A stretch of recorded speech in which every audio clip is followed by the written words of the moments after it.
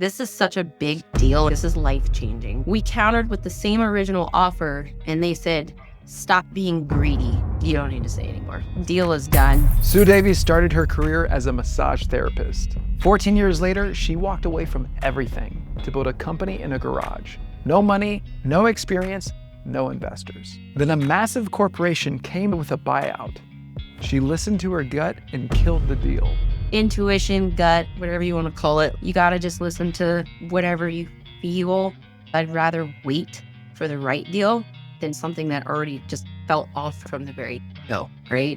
Intuition doesn't show up on paper. Intuition is bypassed too easy. I have to trust it because it literally shows up in my body physically if I don't. There's no logic. There's no spreadsheet for that feeling, right? Today, we're talking about how burnout almost crashed the empire she helped build. When you stop caring and your total creativity just dies, you are gonna burn out and your body's gonna pay for this. In a world that worships the grind, she chose a different path. Rest isn't a reward, like it's actually part of the strategy. Stop thinking 12 to 16 hours a day is what makes you successful. And the unexpected lesson she learned from a dog she found on Craigslist. He honestly taught me more about love, loyalty, and emotional regulation than any human. This episode is for the entrepreneurs who feel the heaviness of grind culture. You gotta go through the darkness in order to see the light. Whoa. Before we get started, most of you watching are not subscribed. If you're into conversations about emotional intelligence, intuition, and high-level decision-making, hit subscribe. It's free, it takes a second, and it's the biggest way you can support the show. I'll keep bringing powerful guests and deep conversations. All right, let's get started. I wanted to ask you, tell me about the beginning of your professional journey. Where did you start to the point of everything that you've done with Toolbox Widget?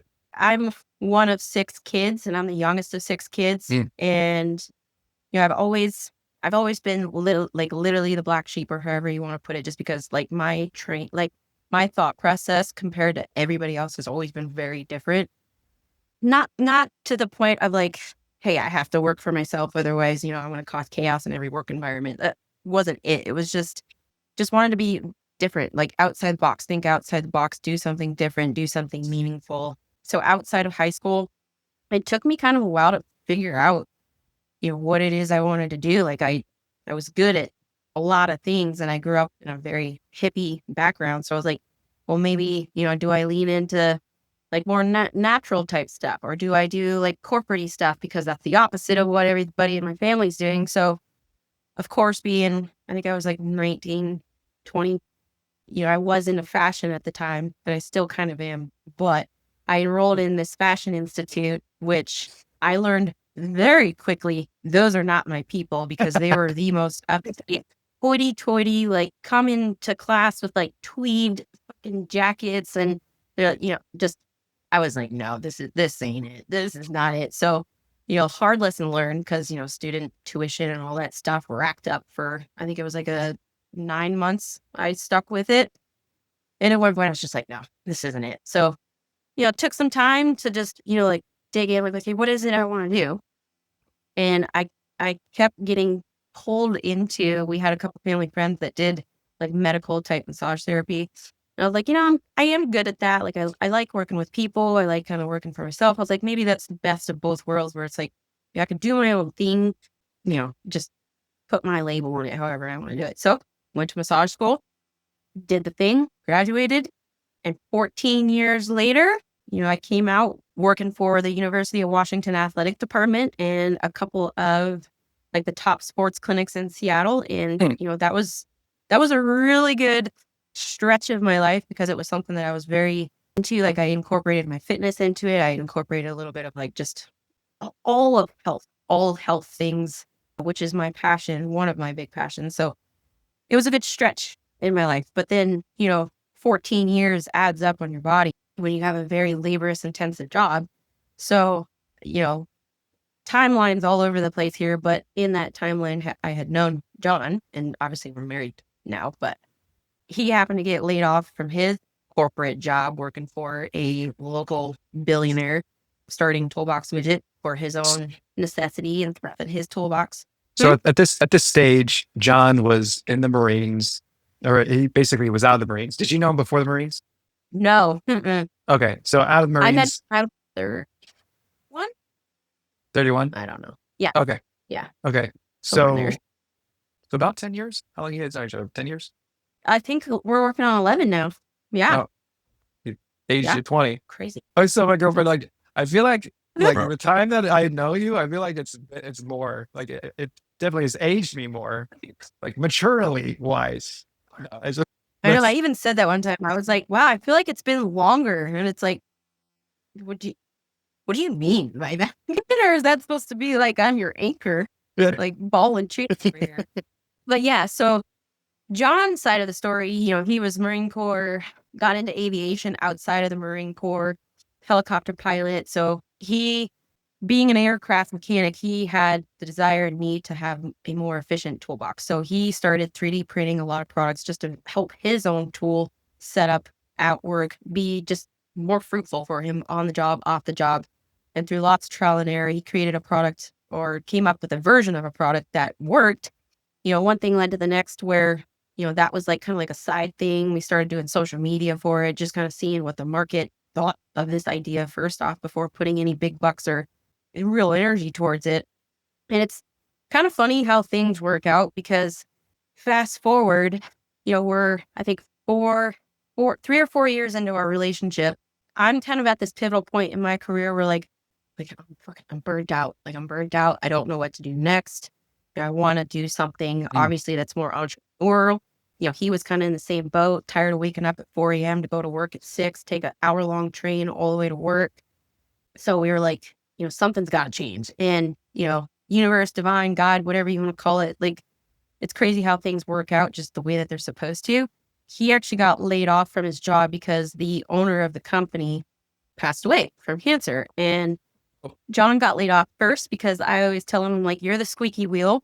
To put it gently, you're the squeaky wheel that just, speaks your truth. And, honestly, you can be a little difficult to work with. So they're like, you got to go because we're just, letting people go left and right. But, with beauty, there's beauty in that because literally forced him to start, digging his heels in and seeing if this toolbox widget thing is really the thing that we can, scale and make something out of. So with that being said, I was like, okay, well, what do I do now? Because, like, you don't have a job. We're living separately, hour and a half apart. So moved in with him, quit massage, which was like, I was like, oh my God, I've never not worked in my life. And like, now I'm living with somebody with no income. Like, what the hell am I doing?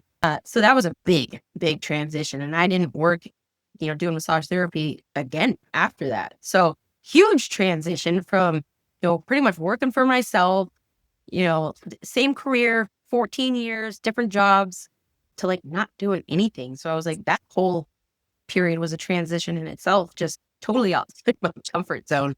With that being said, it allowed us to start working together on a bigger project, a bigger path, because, we both had goals of personal freedom, right? Not working for the man, not working for anybody else. What did that look like? So yeah, we just started plugging away where we could. Everything was self-financed. So it's not like we had, a huge chunk of cash in the beginning to make this business just like bloom immediately. We had blood, sweat, and tears of like, bringing manufacturing, some of it in our literal garage where, we were assembling stuff in our garage and hand packing customer orders. And that's kind of where it started. And one thing led to the next where it's like, okay, we have enough orders now. We have enough inventory. Let's get a rinky dinky little storage unit. Total trash, by the way. Like the guy was smoking weed next door and like living next door with his 2 twin kids. Total chaos. But all of that was Was part of this the your family experience. or was that? Yeah, it was a townhouse, so we just, passed shit through the wall. No, this was in Tacoma, Washington, like total ghetto, but it was all that we could afford. But it was one step up from doing it from our garage, and we actually had a place where we could store inventory and, have a place of shipment. And then, after that, we had a way better warehouse facility where we actually partnered with who's actually a good friend of ours now. He had, I think it was like 12,000 square foot warehouse where he's like, hey, I got 2,000 square feet that you guys can use to store inventory, whatever. And that was kind of the pivotal moment where it was like, okay, like we really got something going on here now, because we see the order volume increasing. We see the demand increasing for everything. We see other people, in similar industries that are like, yeah, we want it. So, you know, and to today, like there's a lot of details in between there and today, but now look, we're full-time toolbox widget, and hopefully within like the next year or so, hopefully us, after I think it's 7 8 years now, grinding just day in day out, hopefully having the ability to step away and stop being so much of the main key character, of toolbox widget, where we can actually have that freedom that we've busted our butts for so badly. It's kind of cool. It's kind of cool just to see and reflect on all the bad moments plus the good moments, and just see where we're at today, because you got to have the good with the bad in order to have, what you have now. So Yeah. So that's today. Sudevi, the first time I talked to John was I had a party for my Shark Tank airing, and basically Bunker Labs threw the party for me. And the main Bunker Labs guy was like, "Hey, I really want you to talk to this guy." And the thing was, I'd always get these people, they'd be like, "Yeah, you got to talk to this person, like, to like, I don't know, like inspire them or whatever." And I was, and you're like, every single time, like, this is going to be like, I normally would not have talked to him, but because this guy just threw the party for me, I was like, yeah, okay. Yeah, I got 5 minutes. And I'm looking at it, I was like, oh, no, this is legit. And then John said something about being in Ohio for some family thing. And so we actually met in person. But then do you remember the first time you and I met? What trade show was that at? Yeah, it was what was crazy. It was like just before COVID, and it was at an aviation trade show, like 2 or 3 days after Kobe Bryant died in a helicopter. Like it was a helicopter trade show Right. right after he died Right.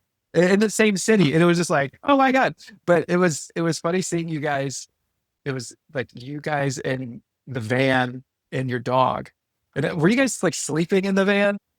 No, that's so funny. I remember that. Oh my God. There's a funny story around that whole just driving experience too. Because you drove Yeah. from The first Seattle down to LA.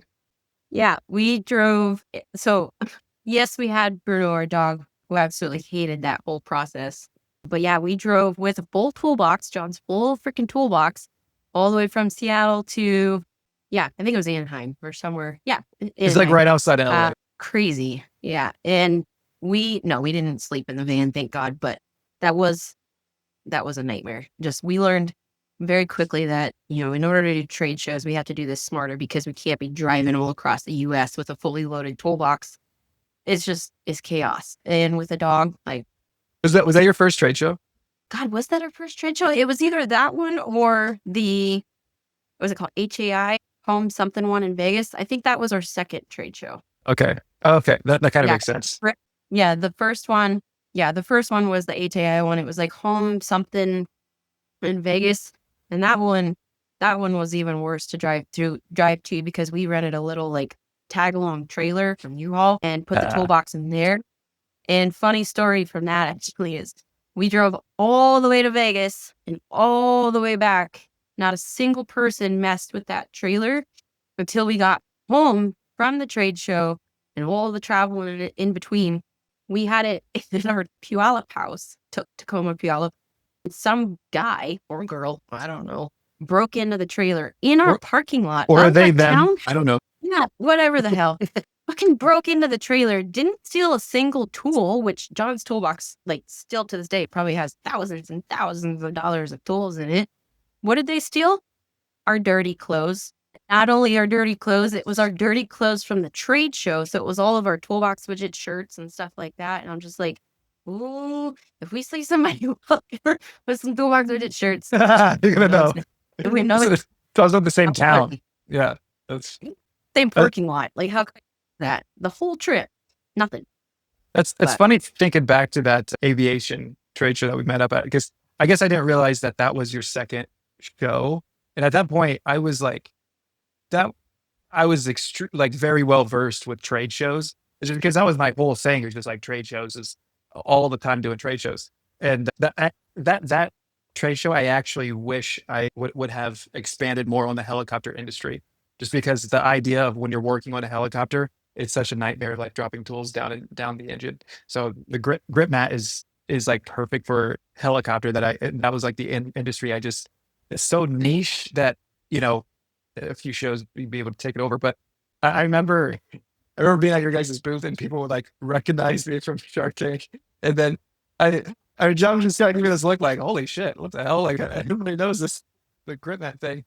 But yeah, it was funny just seeing every person had an opinion about how Kobe Bryant died. And No. yeah, No. it was wild. What worst trade show to be at for timing wise? Just like, oh my God. Yeah. Yeah. For Thank sure. you. What's wild You is, have to be. yeah. Yeah. What's wild is, you know, I actually reflected on that show a lot because, you know, like when you talk about the initial times with Toolbox Widget and like putting in that grinding time and like all you said, like the bad times, you know, there was a guy who actually my first or my second trade show I was at, I got like a free booth. Another guy who got a free booth, he had a product to basically, it was like a safety product that would have trained pilots to fly in the same situation that Kobe Bryant's pilot like died in. And he did not push his product forward. And because he was always coming late, he was like leaving early all the time. And I remember calling him at the show. I was like, hey, dude, are you here? And he's like, oh no, I'm at a family event. And I go, did you hear what happened to Kobe Bryant?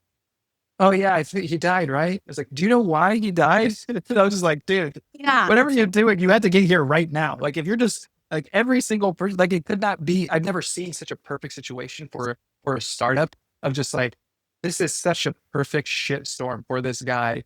And he like, it happened to Kobe Bryant in LA, and there's a trade show here, and he's like at I don't know, whatever he's doing. And anyway, so it was, Seize the opportunity. he did not seize that opportunity. And I also loved, I met your grandma who you said she was, Bring that up. she was married like 6 times or something. Try more than doubling that. 14. 14? And you were about to be her. Okay. I was going to be, I was like going, I was going to say 12. I'm like, don't be an asshole. Like try to get down. Like no sports. I think the number gets higher every time you talk about it. So funny story. After she passed, obviously we had to go to her house, you know, in LA and just go through some of that stuff. We thought most of her life, because she was a storyteller. You met her, you know, like she told you she was 100 and she just turned 90. We thought, you know, there is no way somebody has physically been married and gone through that process 14 freaking times. Like that just sounds like a lot of work. No, it's real, because we came across this box that had like all these marriage certificates. And I was like, oh my God, out of all the bullshit that's ever come out of her mouth, this one was true. And she wasn't kidding. Damn. She was a broad. I mean, that is the best way to put it. She was a broad. Men loved her. Just, and she liked you. Have you seen the show Dexter? Yes. Did your grandma have like a trophy for each one? Like almost like the way Dexter does? We didn't find anything, but maybe she had like an internal check mark. I'm going to get to 20. I don't know. That sounds like a lot of work to me though. But yeah, I remember that you came after the trade show. We were all done with the trade show and it was her 90th birthday. And you're like, can I come? And I was like, I don't care. Meet your future ex-wife. She's sitting there waiting for you. It was funny. That was good. That was good. So Sudevi, with your professional journey, it sounds like a lot with Toolbox Widget. You're in a lot of like the grinding weeds. Before that was, you know, a lot of the massage therapy world. I guess throughout your professional journey, can you give me a story of when you listened to your intuition? When I did? Yeah. I mean, there's a ton. And leading up to this podcast, I was thinking like, what's the most prevalent one that sticks out? And, you know, I've had a long history of like literally being face to face with people and like reading people. I have a fantastic radar, like bullshit radar, just naturally, but working so close with people for so many years, like it just, like that is a super skill that I have. So one professional scenario that I can say was, you know, we were recently in talks with a company that had interest of buying us out potentially. Huge company, huge opportunity. It was kind of something we were actually looking for and like just projecting out there, that hopes of, hey, maybe somebody will buy us out. And then that way we can just have 5 hours a day of workload. And then, somebody just takes it over and takes the burden off of us. But, originally upon meeting them and having, a couple emails or a couple face-to-face calls like this, like everything seemed fair at first, like everything felt good, kind of. But over the course of like a few calls and after meeting them in person, to me personally, it started to kind of feel like a shark and minnow type situation where like they were trying to lock us in on something while we were still small and like super hungry. And I'll never forget that feeling, because I was like, there was one moment where I was like, this just like, it doesn't feel right. Like the numbers are there, everything is there, everything makes sense. Like they're telling us everything they want us to hear. It's a great opportunity, but just something from like the very get-go, I was like, it doesn't feel right. I don't know what it is. Like they're good people. So, speaking with John and Ryan, who are the other obviously C-levels and owners of Toolbox Widget, I couldn't help but say it out loud, because there's been several incidents in the past, like partnerships with people or just, working with certain vendors of ours where it's like, I wish I would have fucking spoke up sooner, because, like my intuition, was like this person's just ever, right? Just didn't fit with us at the time. So with this, I was like, this is such a big deal. And if we make a huge mistake here, like this is life changing. So I said it out loud to the rest of our team. I told John, I was like, look, this just doesn't feel right. I know you're excited about all the what ifs and like, countering with these numbers and seeing if they'll do that. But I was like, if you think about it, at the end of the day, if companies like this are trying to buy other companies while they're still small, it's because they see the potential of the growth that's happened within, for us specifically, the 7 years that we've been in business, the amount of growth that we've had, it's because they see our potential, right? And want to buy us while we're still semi-small-ish, with all this room for expansion. So again, I voiced my concerns, and I put my foot down with this one, because I was like, you guys can't let your ego get in the way of this, because it doesn't feel right. Like there's no logic, there's no spreadsheet for that feeling, right? It was my nervous system saying, I have to say this out loud, because it's something that just I can't ignore. So later on, into the deal, what I vocalized came up. Like there was more contingencies, there was more control wanting to be had. A lot of the small details started to come out. And long story short, because I vocalized myself so strongly, where I was like, okay, look, like we got to look at not just the data here. We have to look at, if we did do a deal with these people, this is who we'd be doing business with. And do you want to be doing business with these types of sharks, right? That eventually want to just kind of like poo-poo you away, because that's what it seemed like towards the end of these conversations. And, when we had a counter offer, almost word for word, and it's what our original offer was to them. We countered with the same original offer, and they said, stop being greedy. And I was like, okay, done. Nail in coffin. I was like, that's it. Like, you don't need to even say anymore. Don't waste your breath. It was the last call we had, and they had like this whole, crew of people there on the call. And you could, like John and Ryan could both see it in my face. I was just like, you don't need to say anymore. Like, I'm tapped out. It's done. Deal is done. You showed your true colors. So obviously the deal didn't go through. And honestly, like, thank God, because, it's made us pivot in a direction where, we started to realize some of our bottlenecks and restraints in the business. And honestly, like, it's shown us, me especially, just where I need to pivot in order to get to that point. If another company down the road chooses to buy us out, or we sell, whatever the case, like, what do we need to do to get to that point, so that transition is just not necessarily like up to our expectation, but like, where is the line in the sand where it's like, oh, this is our offer, this is what we're willing to take, whatever the case. So, I mean, it's taught me a lot. And I'm, again, glad that the deal didn't go through, because I'd rather wait for the right deal than to sell our future to something that already just felt off from the very go, right? So that's where, intuition, gut, whatever you want to call it, like, you got to just listen to whatever you feel, like that immediate feeling. Because for me personally, like, it's easy for the ego to take over because the ego wants an outcome, right? Your ego, your head, like wants to make logic and sense of things. But like, if you're avoiding how you're feeling, to me, it's like paddling backwards upstream, right? It just counterproductive. Yeah. That's hard with, trusting your gut, trusting your intuition when you get that weight of the feeling of burnout, feeling of like exhausted. Because you in your position, the last thing, like for the person that you want to sell it to is like like whoever you sell it to, obviously you want the business to continue growing, but the continuation of the growth, you don't want that to be off the backs of your momentum that you pushed, and they're just trying to like, you know, take advantage of this, giant rock you've been pushing for 7 years. What you want is to be able to have whoever's acquiring the business to elevate Toolbox Widget, elevate your business to something that's to a level that you never could have done yourselves. So I was at this at South by Southwest, and they had the founder and co-founders talking of Instagram. And the host was such a jerk to this guy. He asked them the question, like basically, like, how does it feel that you sold Instagram for $1 billion when now it's evaluated for $100 billion? And he's like, the founder was like, we had 12 employees, and we were just kind of like, there were so many other platforms in competition with us that were very similar.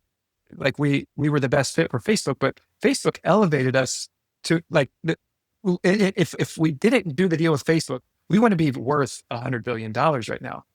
Facebook really turned on the Facebook power, and that's what brought it to a $100 billion evaluation. So, that's what you want, is to find, and that's it's hard to do. It's very hard to do, but it, following your gut in that it's a hard thing. It is. And it's like you're saying too, like when you have the weight of, wanting to remove yourself in, the burnout and all that stuff, like it kind of pulls you in two different directions, right? You're like, well, I want to be done and I want to do this. Like, do I just do it and, ignore my intuition, even though like it's not what I truly want? I think it's, I think it's almost too easy in business to ignore your intuition and any kind of emotional intelligence because you want an outcome, right? Like entrepreneurs are outcome based usually. And, intuition is just, it's bypassed too easy because it's just, sometimes I feel like for some people, it can just be like a little nag in your ear, but really it's yourself talking to yourself like, hey, dum dum, I'm trying to look out for you and you're just not listening to me and you're wanting to do it the hard way, which, sometimes you have to do it the hard way to learn, right? Yeah. I say that there's some kid that you can tell them that the stove is hot. And then there's some kids who just like, they need to burn their hand. Well, there's some kids who need to like smell their face burning to actually think, oh, no, like what is, so, so, and I realized there's always a time that, that we're a face kid. Sometimes I can be told it's hot, but sometimes I'm like, I just got to be burned so fucking bad to the point where like, okay, I get it. Yeah, I don't want to do it again. I'm done. I promise, I'm done. One more. I learned my lesson. How has that been? So, knowing John for a long time and, knowing Ryan as well, how has it been with these two other co-founders and the idea of, like, I specifically wanted to ask you to do this interview because I feel that you are more intuitive. Like I see you really valuing emotional intelligence. So I guess, how has that been working with, two other partners, for 7 years since like day one? Yes, I know John did the 3D printing, but I'm sure you were there with the 3D watching and, the 3D printer do the thing. You've been there every step of the way. So how has that been working in a team setting? To be completely honest, brutal at times, but you have to appreciate just different work styles, right? Because, we're all very different for good and for bad, right? I think for us over the last, I would say 3-4 years, ever since bringing Ryan on, especially, well, let me back up. Working with your partner is never easy, right? Because you bring personal BS into it, right? There's a And whole added level. there's so much you can talk about with that, right? Like creating personal space versus workspace, working from home. How do you make the home a home without overwhelming it with business, right? So there's all of that.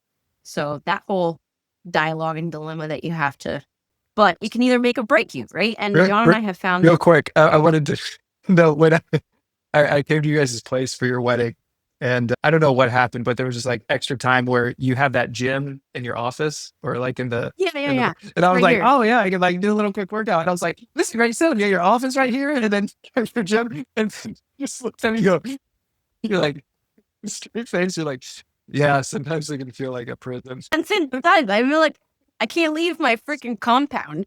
God, I'm like, I got my office, clearly, my gym, the warehouse. Well, now we don't store anything here, but yeah, like literally, I'm like, I need to get out of this fucking prison. Like, I feel like I'm being trapped within like 6 different walls.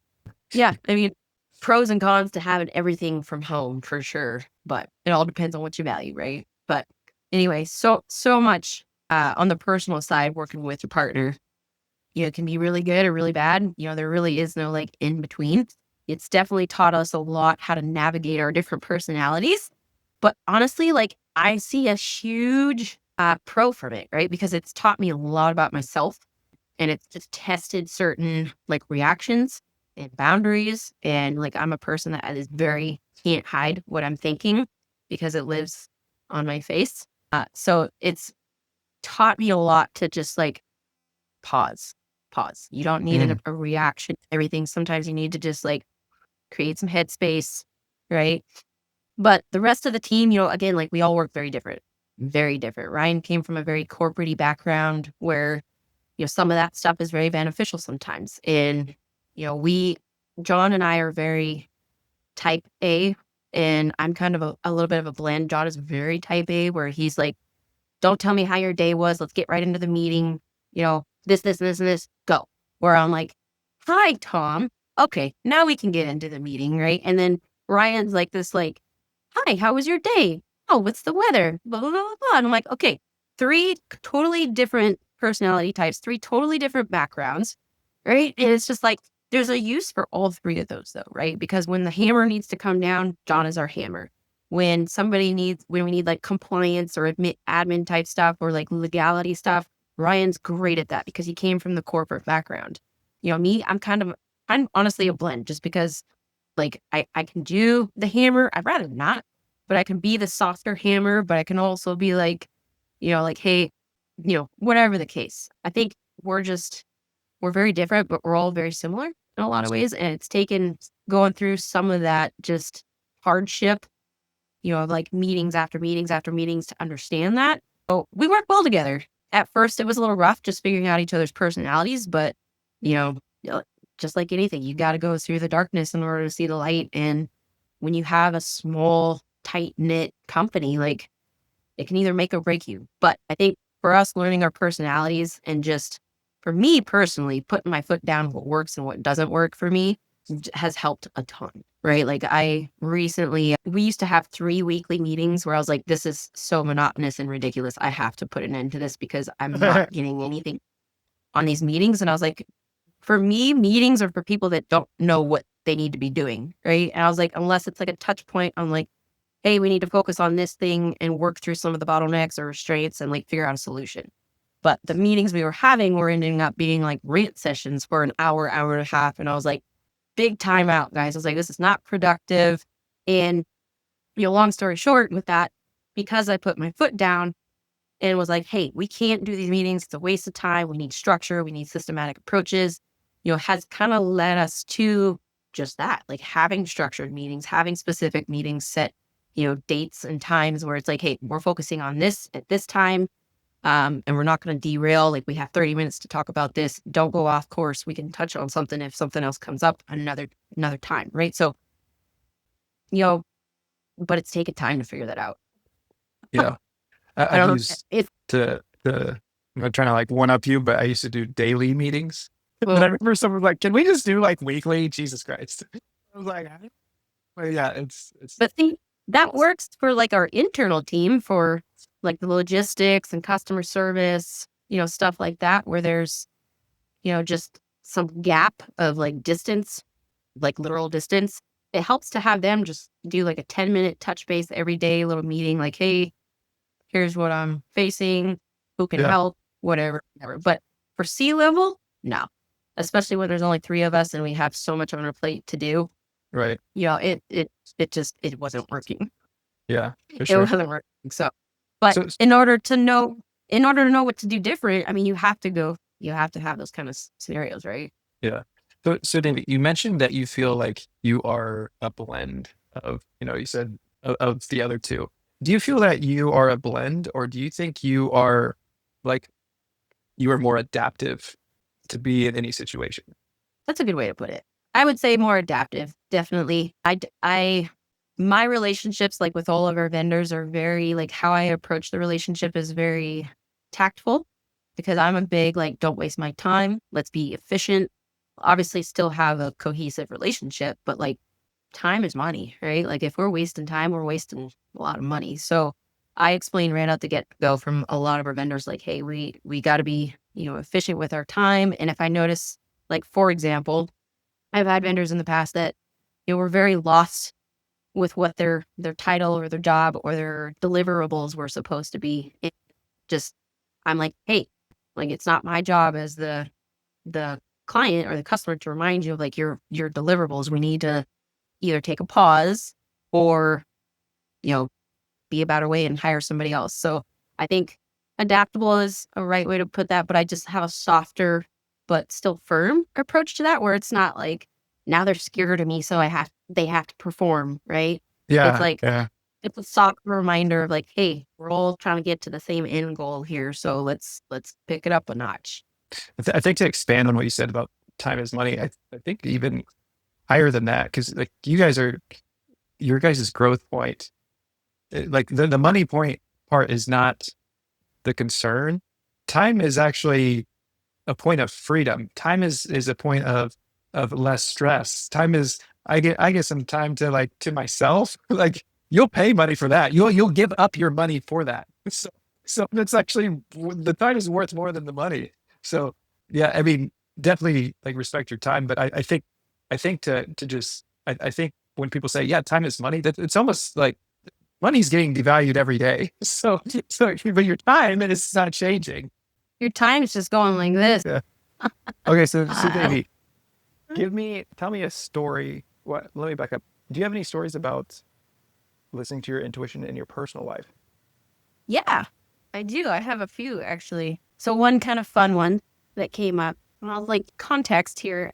I've always listened to my intuition, like, just naturally, like, that's just who I am. Like, for me, not listening to my gut or intuition as like ripping off my own skin, it just feels very unnatural, especially the older I get. Like, I have to trust it, because it literally shows up in my body physically if I don't, as like anxiety or whatever the case. Personally, I guess it fits into intuition, but it's when I got my dog Bruno. So, like, I didn't grow up with animals. We never did. We just weren't allowed to have them.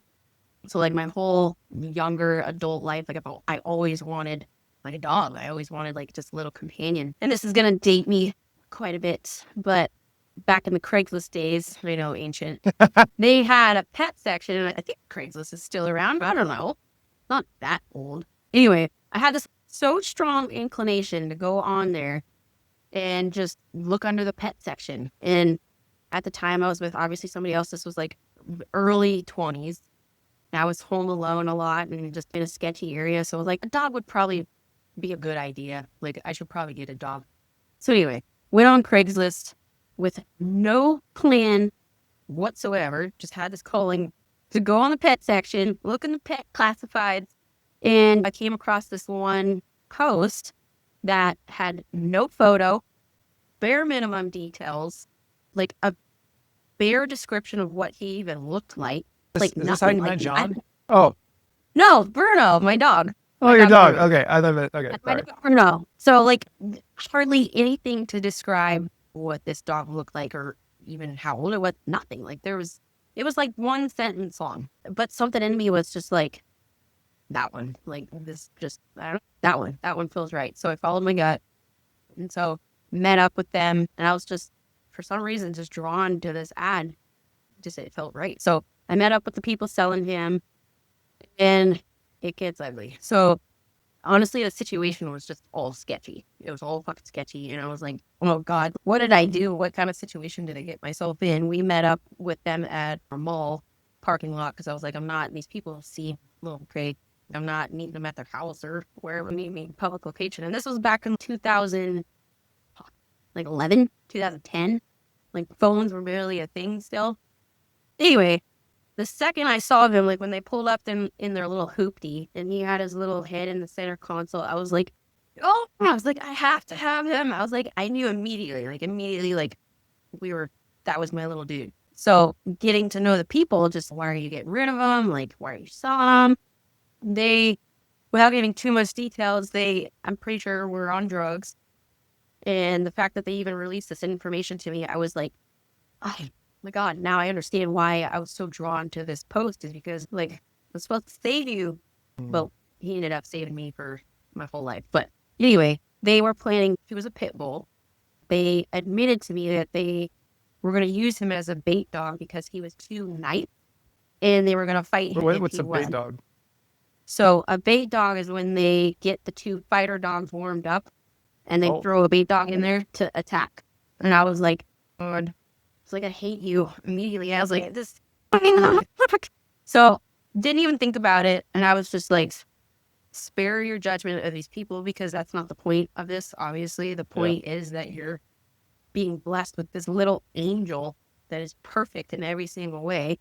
So just, personal intuition, like something called me to this post. Something literally was like, this is your dog that you've been asking for and you're getting him. And just, changed my life. He was like literally the perfect dog. Like I didn't ever have to train him. Like he just was naturally like one of those dogs that was just perfect from birth. And a lot of people call those dogs like your soul dog, like that one dog that is just aligned with you in every aspect possible just for that time period in your life. But I had him for 16 years, just about 16 years. And he honestly taught me more about love, loyalty, and emotional regulation than any human ever did. Didn't make logical sense at the time. Now that I have the time and reflection to over the years think about it, like that to me is like the truest kind of knowing. It was pretty cool. Yeah, that's beautiful. That's amazing. I didn't know that backstory of your dog. Man, there's some nasty people out there, and that honestly having him and just knowing what people do to those dogs has made me have just like this deep passion for them.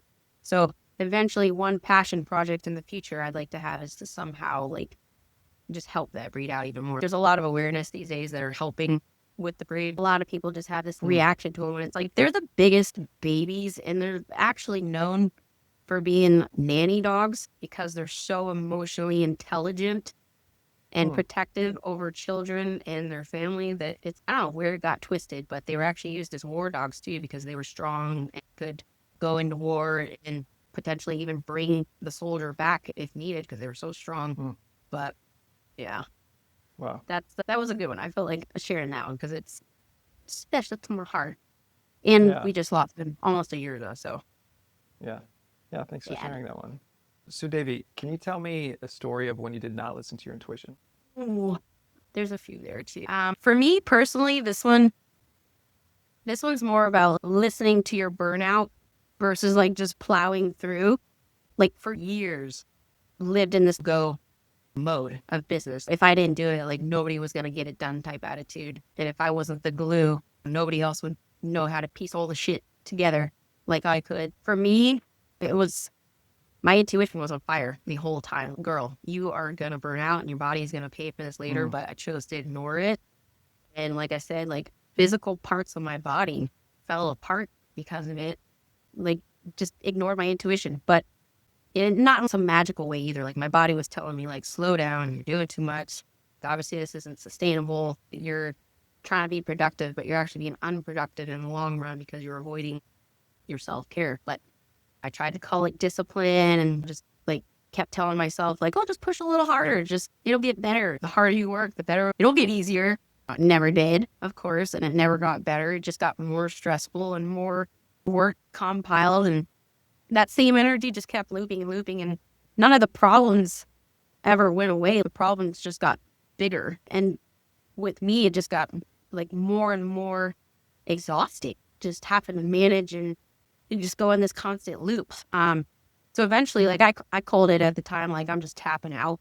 Like it's not regular burnout, it's just tapping out. Like when you stop caring and your like total creativity just dies and your patience is just like dead. And even like the business that we've built over time just felt like it wasn't yours anymore. Like you've almost detached from the whole thing completely. And It honestly, took looking ownership back, of you. yeah, exactly. And now, like looking back, that wasn't that long ago. It still has to creep up every now and again, right? But as I grow and the relationship grows with the business, the more just I know I have the tools I need for when those times come up, what to do and what not to do. It's just hard. I think that's a difficult part with the idea of like grind culture or hustle culture is that there's this perception that, like you said, it'll get easier over time. Like you just got to push through where the grind Yeah. culture is really just a ticking time bomb for burnout. And I think a solution to that is being guided by your intuition, because if you truly trust your intuition, there's so many like deep benefits for a CEO, for someone who's making high level decisions, because if you trust your intuition, your the amount of second guessing that can happen as like a C-level exec can be crushing. So Mhm. the idea of letting that go, really surrendering to like really surrendering that needing to make the decision, where it's, even if it's something as crazy or simple as go to Craigslist. This is the link. I know it sounds crazy. Just do it. You're just basically being guided. And Yeah. same thing with what you're saying with making those potentially selling the business. Like what's really hard with when you actually do listen to your intuition is that when you listen to it, you don't know what was behind the door that you passed up, or that what about this path? You're like, oh, okay, I guess we're just still working. Or Yeah. actually, there would have been explosions if you would have went down that path. You and John would be like killing each other. So it's hard to really know the benefits sometimes. But I think I think that's what I see. I almost find frustrating is when people like the idea of grind culture. There's almost like like another level, like another toxic level of shame to it, where it's like Yeah. you're not grinding. That's Yeah. all you can take. It's Right. like, yeah, I'm fucking Yeah. 7 years. I'm fucking tired. Right. Yeah. And another thing too, this came up in another conversation a few weeks ago, and I think it was with our social media guy that's in that grind where he's like, I gotta do this and I gotta do that. And I was like, dude, you're gonna end up giving yourself a fucking stroke. Like stressing out and thinking you have to grind 12 to 16 hours a day. I was like, you know what's a reward? Rest.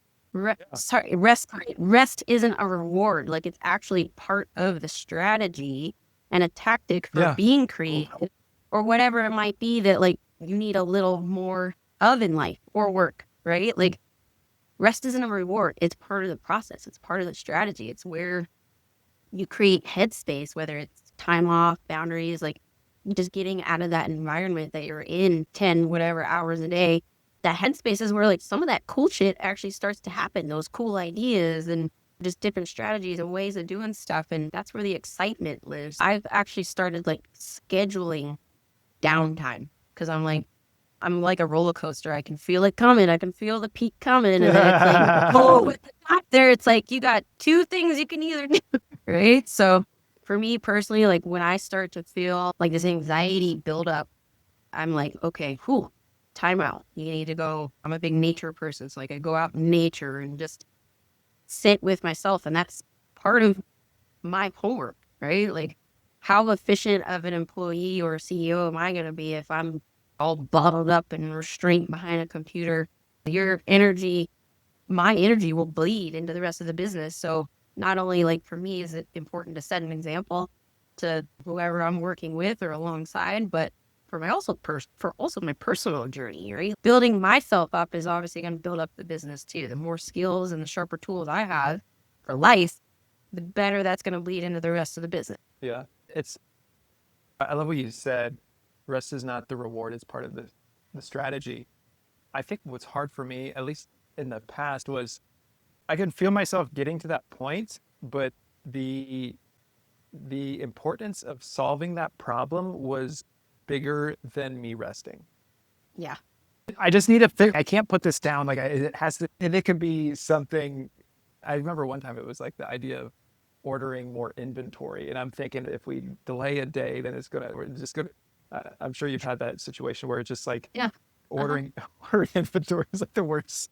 I hate it. I'm just such a bitch. Because they're like, we got to order it now. If you wait 10 minutes, they're gonna go on Chinese holiday, and then now you got to wait a month. So you order now or wait a month. And you're like, India's even worse too. Yeah. India's even worse. Every day is a freaking holiday. After timeline, just don't worry about U.S. timelines and our urgency on everything. Just go have a nice holiday. Yeah.